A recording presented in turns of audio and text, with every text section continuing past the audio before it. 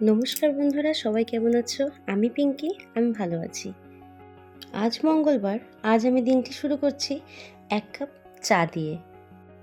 সকাল সকাল উঠে ছেলেকে স্কুলে পাঠিয়েছি।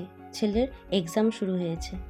জানি না আমি কতটা পারবো, তো আজ আমি তোমাদের সাথে কিছু জিনিস শেয়ার করতে চাই। যেমন আমি প্রতিদিন কি করি না করি। সকাল সকাল কাজে পড়ে লেগেছি। সকাল সকালই আমি ভাত বসিয়ে দিয়েছি, আর সাথে ভেন্ডি চচ্চড়ি করছি। জানি না তোমাদের সাথে কতটা শেয়ার করতে পারবো, আমি চেষ্টা করছি। আজ প্রথমবার তোমাদের সাথে এতটা গল্প করব। আমি এদিকে ভাত বসিয়েছি, এদিকে ভেন্ডিটা বসিয়েছি। এরপর দেখি আজ কি করতে পারি। আজ তো মঙ্গলবার, আজ নিরামিষ, তাই ভেন্ডি চচ্চড়ি নামিয়ে বসিয়ে দিলাম ছোট ছোট করে মিষ্টি কুমড় ভাজা। তোমরা কে কে পছন্দ করো এরকম মিষ্টি কুমড় ভাজা?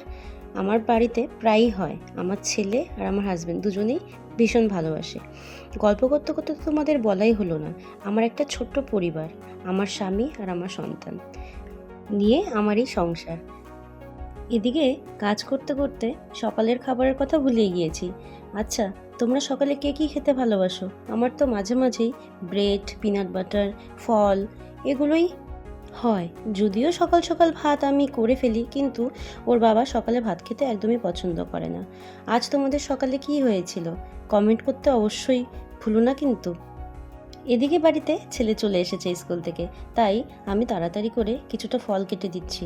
ফল খাওয়ার সময় ওর একদমই হয় না, তাই যখন ওর বাবার সাথে ও বাড়িতে থাকে দুজনকে একসাথে খেতে দিই। ওর বাবাকে দেখে ও খেয়ে নেয়। আমি জানি অনেকের বাড়িতেই ছোটরা ফল খেতে ভালোবাসে না, আবার কিছু কিছু বাড়িতে বাচ্চাদের ফল খাওয়ানো নিয়ে মাদের আর টেনশন হয় না, কিন্তু আমার মধ্যে সেটা নেই। আমার টেনশন হয়, কারণ আমার ছেলে খেতেই চায় না। চলো এবার আমি তোমাদের বলে দিই, আজ রান্না করছি আমি সাথে পোস্ত দিয়ে ঝিঙে চচ্চড়ি, সাথে একটু কেটে দিয়েছিলাম বাদামি আলু। তোমরা কে কে ভালোবাসো এভাবে?